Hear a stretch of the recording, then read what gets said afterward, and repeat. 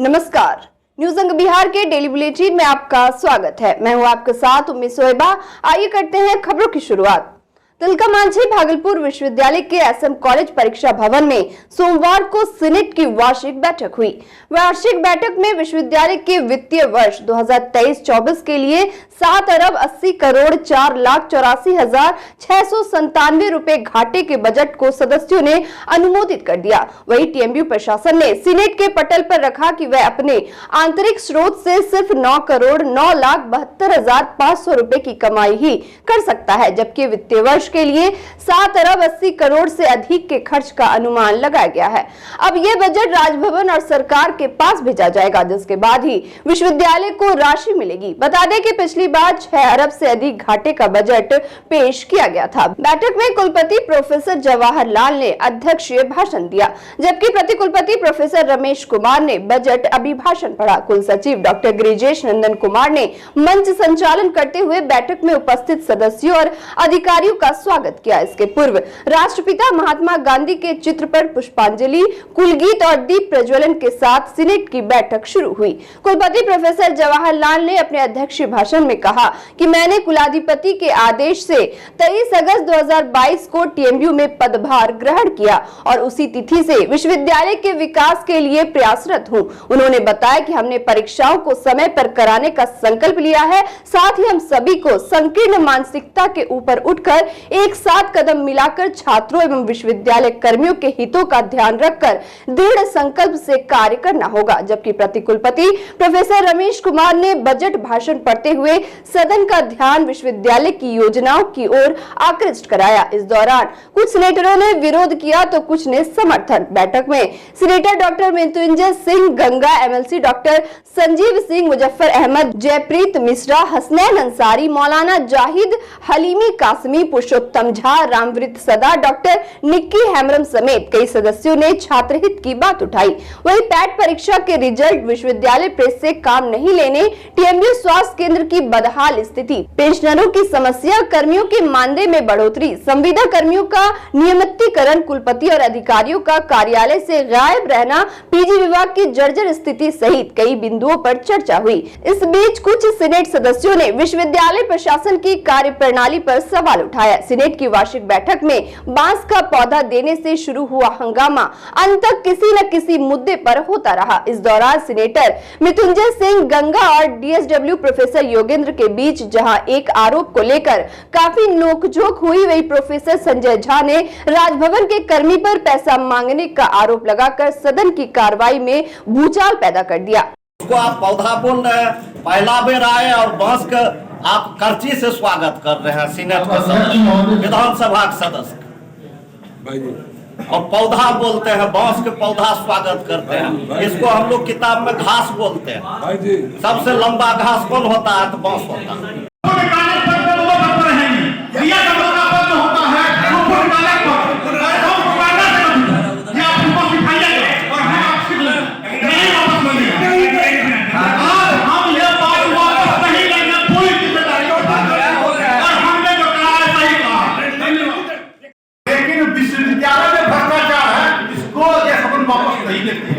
क्योंकि विश्वविद्यालय में भ्रष्टाचार है और हमने जो त्रुटि दिखाया, अगर ये मेरी खामी है, ये मेरी गलती है, तो मैं इसको वापस नहीं लेता हूँ।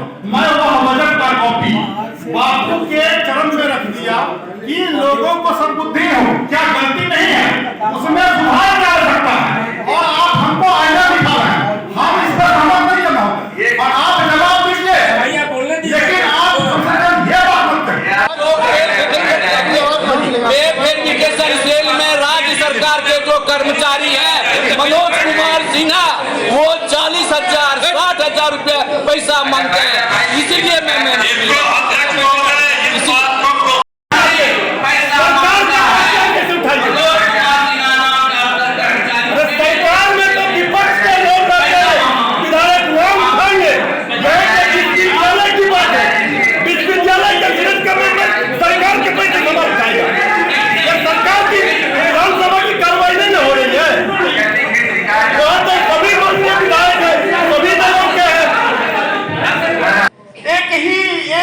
कार्यालय अलग वेतनमान संविधान के अनुच्छेद 14 का घोर उल्लंघन है। आश्चर्य है सिंडिकेट के भी अधिकारियों ने क्यों नहीं देखा, फाइनेंस कमेटी ने भी क्या दारू पीकर इसको पास किया। हमको तो संज्ञान में आया है कि फाइनेंस कमेटी के पास ये बजट गया कि नहीं। मृत्युंजय सिंह नंदा का कहना था कि विश्वविद्यालय प्रेस को बंद किया जाए। गंगा के इस वक्तव्य से मैं इत्तेफाक नहीं रखता हूं। हमारे विधानसभा क्षेत्र में सीएम महाविद्यालय मंडल बस्ती का एक समस्या है। इसमें राशि निकाय में सचिव बनते ही सर्वप्रथम महाविद्यालय बैंक खाता को, जो आपके सचिव बने हैं उन्होंने बैंक खाता को अपने निवास स्थान के बगल में करा दिया और अपने मनमाने तरीके से बैंक का संचालन कर रहे हैं।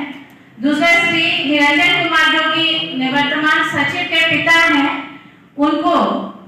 पिता को पद पर आसीन होते ही इन्होंने अपने अतिथि शिक्षक के रूप में बहाली कर ली। महाविद्यालय में करीब दर्जन पर बहाली की गई। सरकार या विश्वविद्यालय की अनुमानित नियम को पूरी तरह से इन्होंने अनदेखी की है। बैठक में हम खाना खाने के लिए नहीं आते, हम खिलाड़ियों के हक और हकूक़ की बात कर रहे हैं। छात्रों, नौजवान जब स्वस्थ शरीर ही नहीं रहेगा तो वो शिक्षा क्या ग्रहण करेंगे।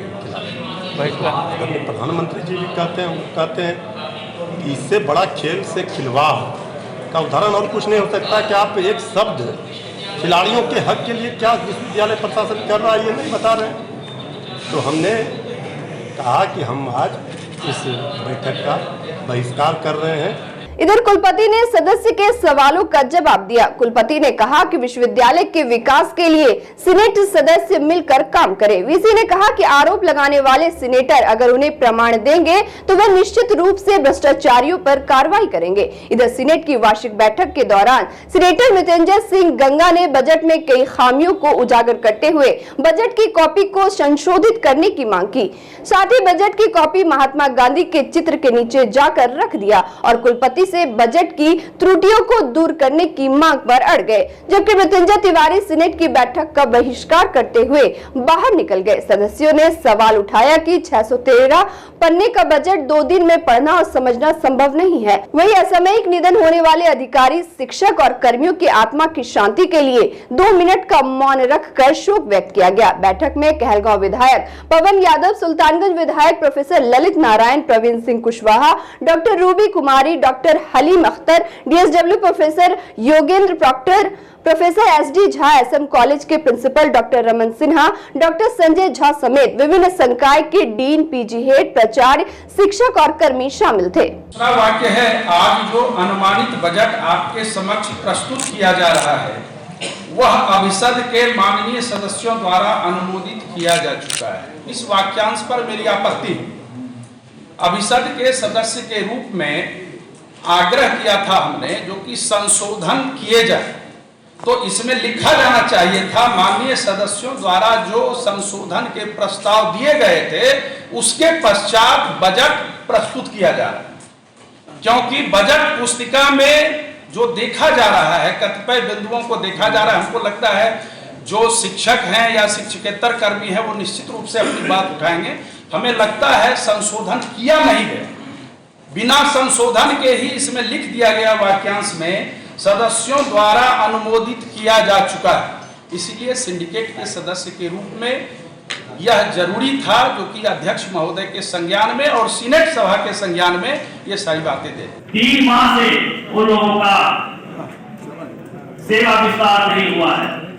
3 महीना से बाइक जहां घूम रही है, इनके पास घूम रही है और वो लोग यहाँ आज काम भी कर रहे हैं।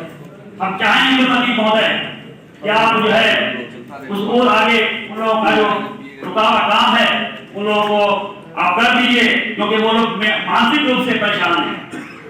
अध्यक्ष महोदय, मैंने पिछले सीनेट की बैठक में कहा था कि एक स्वास्थ्य केंद्र हमारे पास है जो पूरी तरह से विकलांग पड़ा हुआ है। वहां सिर्फ एक डॉक्टर है जो सिर्फ 1 या 2 घंटा बैठते हैं। आपने कहा भी था कमेटी की बैठक में कि वहाँ एक मेल और एक फीमेल डॉक्टर की नियुक्ति होगी। अभी तक उस कोई आपने काम नहीं किया है। हम चाहेंगे कि गेस्ट फैकल्टी जो 4 साल से यहाँ काम कर रहे हैं, जो पढ़ा रहे हैं, जो शिक्षा बढ़ा रहे हैं, उनको भी मूल्यांकन के लिए जो कॉपी बाहर जा रही है, हम चाहेंगे कि उनको भी मौका मिलना चाहिए। 4 साल का उनको एक्सपीरियंस है कॉलेजों में पढ़ाने का, उनसे भी काम लिया जाए, उनको भी जो है दरकिनार नहीं किया जाए। दूसरा हमारा आपत्ति है कि आपने महात्मा गांधी जी को, आज उनका शहादत दिवस है और आपने उनका प्रतिमा जो लगाए हुए हैं उस जगह पर, इस पर मैं आपत्ति करता हूँ। थोड़ा बड़ा टेबल कहीं साइड लगाते, आप सामने सामने बैठे हुए हैं, आपके नीचे में पैर है, उसके नीचे में महात्मा गांधी जी का आपने सामने सामने फोटो लगाया है, इस पर भी मैं आपत्ति करता हूँ। थोड़ा साइड करके आप फोटो लगवाता, थोड़ा उठा टेबल सा। तीसरा हम कहना चाहते हैं, आपके विश्वविद्यालय में जहां शिक्षा की लौ चलती है, जहां से देश और विदेश और पूरे विश्व में शिक्षा आती है, और उस शिक्षा के संस्थान में जिस कॉलेज में आपने कहा कि आप कुलपति है और आपका जो बजट बनता है वह बजट पूरा धांधली गड़बड़ी और भ्रष्टाचार बनता है, और उस पर जो है आपका कुल सचिव बोलते हैं कि थोड़ा सा मिस्टेक हो गया, गलती हो गया। यह चीज हम लोग मानने वाले नहीं है। व्यवसायिक कोर्स को छोड़ सकते हैं तो ये आंकड़ा हो जाता है 1,50,00,000 का, और इनकम 0 दिखाया गया है। यहाँ धांधली है महोदय, आप इसको सुधार कीजिए, आमदनी में ये संशोधन कीजिए कि 1,50,00,000 से ज्यादा आपका इनकम हुआ इसके माध्यम से। इसको क्यों छिपाया गया? कौन से कर्मचारी का काम किए हैं? और ये बजट बनाए कौन है? एफए साहब, एफओ साहब, बजट पदाधिकारी और जो है बजट बनाने वाले एसओ, इनसे पूछा जाए कि आप किस हालात में ये डाटा प्रस्तुत किए हैं, जबकि आपके पास आय है और आप घाटे का बजट दिखा रहे हैं। आप ये 780 करोड़ 4,84,697 रुपये, 1 करोड़ 1.5 करोड़ तो कम हो गया महोदय।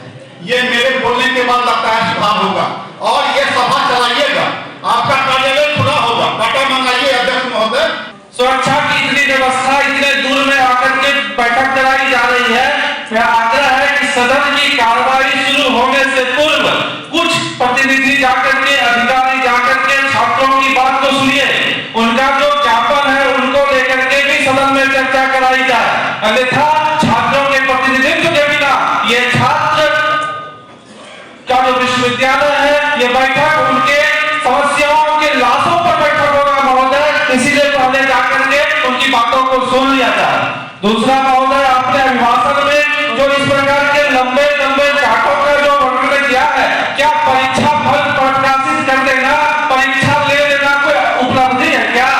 यानी कि आप जब भी किसी पर भ्रष्टाचार का आरोप लगाते हैं, तो ऐसी परिस्थिति में मेरे पास प्रूफ होना चाहिए, और देखेंगे कि आपके आरोप पर मैंने कर से कड़ा निर्णय नहीं लिया, तो आप जो भी आपको कहना है आप मुझे कहेंगे।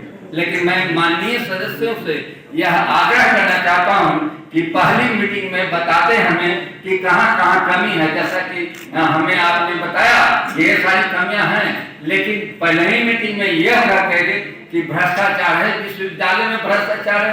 अरे विश्वविद्यालय कोई फैक्ट्री थोड़ी ही है कि भ्रष्टाचार है। यहाँ सरकार के पास जो पैसा है वो आता है, ज्यादा आता है, सैलरी मन में आता है या एरियर मन में आता है और चला जाता है। प्रोविजन है 700 कितना करोड़ का, मैंने डिफिसिट बजट, तो आप देखेंगे कि कितना सरकार पैसा देती है। मेरा कहना है, मैं कॉमर्स का आदमी हूँ, मेरा प्रोविजन, हम लोग जैसे किसी के यहाँ शादी हो रही है तो शादी हो रही तो वो प्रोविजन ज्यादा का बनाता है, इसलिए बनाता है कि मान लीजिए कोई आदमी आगे तो हमारी बेइज्जती नहीं हो जाए। तो मेरे कहने का मतलब सरकार दे या नहीं दे, सरकार से हम मांग करें ना विश्वविद्यालय। और एक चीज ध्यान रखिए, अभी मैंने अपने चीफ में 1-2 पन्ना शायद मिस किया था, आप ध्यान रखें कि अगर विश्वविद्यालय की स्थिति ऐसी होगी तो मानिए आप लोग बता दें आगे आने वाले भविष्य में यह है स्टेट यूनिवर्सिटी तिलका मांझी, और तिलका मांझी यूनिवर्सिटी का कंपटीशन किससे होने वाला है मान लीजिए। Number 1 private university, number 2 central university, और नंबर 3 फॉरेन यूनिवर्सिटी, विदेशी विश्वविद्यालय एवं इसकी संबद्ध इकाइयों, स्नातकोत्तर विभागों और अंगीकृत महाविद्यालयों हेतु आकस्मिक मद में होने वाले व्यय को भी समाहित किया गया है। उपर्युक्त प्रावधानों के अतिरिक्त वित्त समिति एवं अविशद द्वारा लिए गए निर्णय के अनुरूप शिक्षक एवं शिक्षकेतर कर्मियों के विभिन्न मदों में बकाया राशि का भी प्रावधान किया गया है। इस बजट में पूर्व की भांति नए स्व वित्त पोषित का पाठ्यक्रमों को संचालित करने हेतु भी समुचित राशि का समावेश किया गया है। विकास के दृष्टिकोण से भी विश्वविद्यालय, स्नातकोत्तर विभागों, अंगीभूत महाविद्यालयों के भवनों के संधारण एवं निर्माण, दीक्षांत समारोह, परीक्षा शाखा आदि को कंप्यूटरीकृत करने की व्यवस्था, प्रयोगशालाओं के उन्नयन आधारित संरचना पर व्यय का भी प्रावधान किया गया है। यहाँ हम बजट को सम्मानित ढंग से हम गंगा और पशुला फिलहाल का प्रयास करते हैं ताकि भविष्य में इसकी प्रतिष्ठा बची है। प्लीज। तिलकामांझी भागलपुर विश्वविद्यालय में सीनेट की वार्षिक बैठक शुरू होते ही छात्र संगठनों ने जमकर बवाल काटा। इस दौरान पुलिस के जवानों और छात्र संगठन के नेताओं के बीच नोकझोंक देखने को मिला। अखिल भारतीय विद्यार्थी परिषद ने अपनी विभिन्न मांगों को लेकर सीनेट बैठक के दौरान नारेबाजी एवं हंगामा किया। आशुतोष सिंह तोमर ने कहा कि जब से नए कुलपति की नियुक्ति हुई है तब से अब तक गिने चुने दिन ही वे विश्वविद्यालय में उपस्थित रहे हैं। ऐसे में छात्र विश्वविद्यालय की समस्या लेकर कहां जाए। मांग पत्र में SC/ST छात्रों के निशुल्क नामांकन, विश्वविद्यालय में एकेडमिक कैलेंडर जारी करने, भागलपुर विश्वविद्यालय की कॉपी जांच बाहर करने का विरोध, छात्रावास की जर्जर स्थिति दुरुस्त करने, रिसर्च के छात्रों को गाइड उपलब्ध कराने सहित 19 मांगों को रखी गई। वहीं आयसा नेता प्रवीण सिंह कुशवाहा ने भी छात्रों की मांग को लेकर जोरदार प्रदर्शन किया। इस दौरान दर्जनों की संख्या में पहुंचे छात्र सीनेट की बैठक में जाने की मांग कर रहे थे, लेकिन ड्यूटी में तैनात पुलिसकर्मियों ने उन लोगों को रोक दिया, जिसके बाद छात्र संगठन से जुड़े नेताओं ने हंगामा शुरू कर दिया।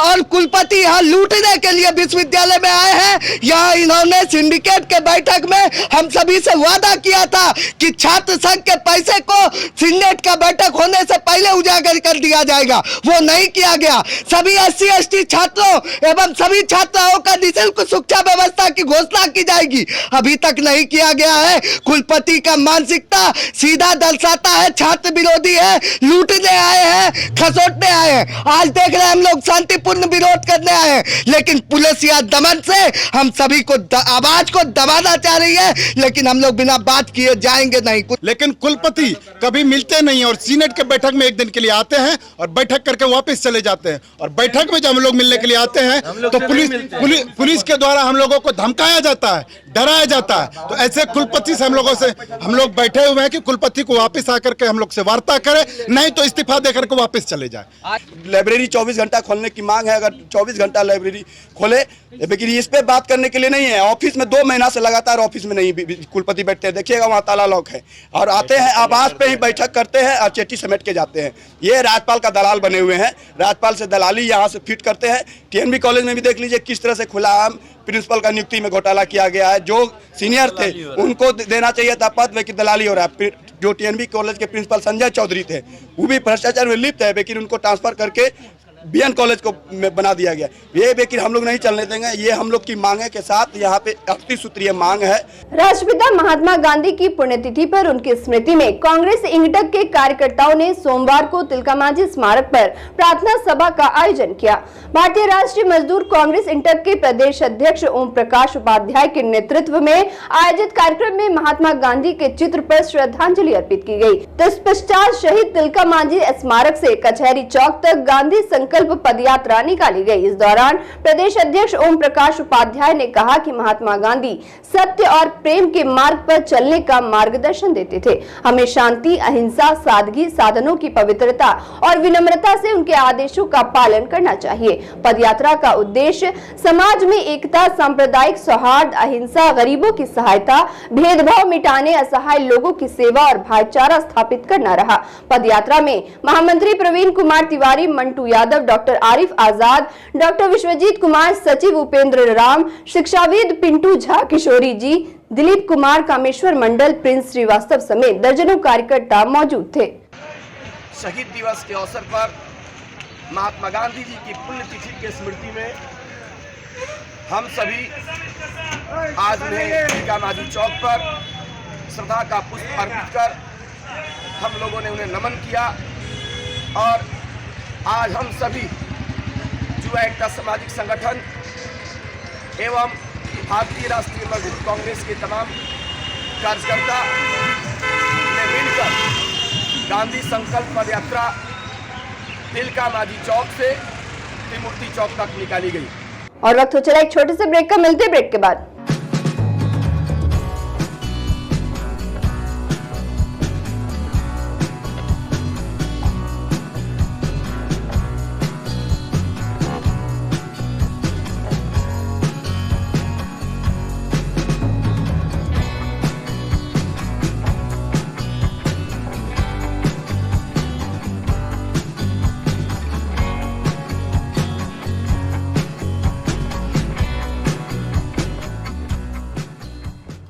नमस्कार। सबकी तरह मैं मेहनत करने से पीछे नहीं हटता। हमारी मेहनत ही हमें जीवन में आगे लेके जाती है।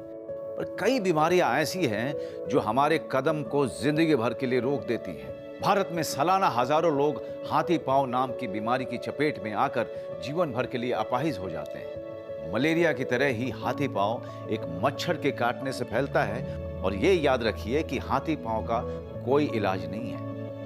गांव, शहर, अमीर, गरीब, हर जात और धर्म की रेखा पार कर किसी को भी अपनी जकड़ में ले सकता है हाथी पांव। पर डरे नहीं, इसका बचाव आसान है। साल में सिर्फ एक बार सरकार द्वारा दी हुई मुफ्त दवाएं खाएं और इस बीमारी से अपने आप को और अपने परिवार को बचाएं। याद रखिए, खुशहाल होगा शहर और गांव जब जड़ से मिटेगा हाथी पांव। स्वास्थ्य विभाग बिहार सरकार द्वारा जनहित में जारी। ब्रेक के बाद फिर से आपका स्वागत है। बढ़ते अगली खबर की ओर। भागलपुर के कोतवाली के हड़ियापट्टी स्थित कन्हैया ट्रेडर्स मसाला की दुकान में भीषण आग लग गई। आग की लपटें इतनी तेज थी कि देखते ही देखते दुकान में रखा सारा सामान जलकर राख हो गया। वही घटना की सूचना मिलते ही 112 नंबर की पुलिस घटनास्थल पर पहुंची। साथ ही अग्निशमन विभाग को भी घटना की सूचना दी गई, जिसके बाद दमकल की 2 छोटी और एक बड़ी गाड़ी पहुंची। गली सिकड़ी होने के कारण फायर ब्रिगेड की टीम ने कड़ी मशक्कत के बाद आग पर काबू पाया। आग लगने का कारण शॉर्ट सर्किट बताया जा रहा है। दुकान मालिक विकास परशुराम पुरिया ने बताया कि करीब 4 से 5 लाख रुपए का सामानों का नुकसान हुआ है। क्या जानकारी नहीं भैया, मैं तो फोन आया तो मार्केट से आग लग गया था पूरा। हाँ, यही सिस्टम बंद करके जाते हैं हमेशा। हाँ, कितना बजे सूचना मिला? 11 बजे। 1 घंटा से ज्यादा हो गया अभी तक। हाँ, क्या चीज का दुकान था ये? किराना का दुकान है। किराना मसाला का। भागलपुर नगर निगम क्षेत्र वार्ड संख्या 12 के कबीरपुर मोहल्ले में रविवार को सेंट्रल कमेटी का चुनाव संपन्न हुआ। चुनाव मोहम्मद सरवर इमाम की अध्यक्षता में एवं 11 सदस्यों की मौजूदगी में निष्पक्ष रूप से किया गया, जिसमें वोटिंग के द्वारा कमेटी के अध्यक्ष, उपाध्यक्ष, सचिव एवं उप सचिव को मोहल्ले वासियों ने चुना। वोटों की गिनती के बाद मोहम्मद इजहारुल हक को अध्यक्ष के रूप में चुना गया, जबकि तनवीर खान को उपाध्यक्ष, मोहम्मद अखलाक को सचिव एवं मोहम्मद जाकिर खान को उप सचिव मनोनीत किया गया।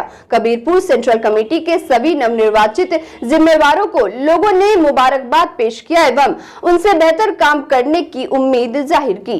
चुनाव कमेटी के लोगों ने बताया कि चुनाव का मकसद मोहल्ले में शांति, आपसी भाईचारा, सुरक्षा, सहायता एवं सामाजिक सेवा करना है। चुनाव में डॉक्टर अफाक आलम, नासिर इकबाल, मोहम्मद साहिल खान, मोहम्मद सोनू ने सहयोग करने में अहम भूमिका निभाई। और आज के बुलेटिन में बस इतना ही। नमस्कार।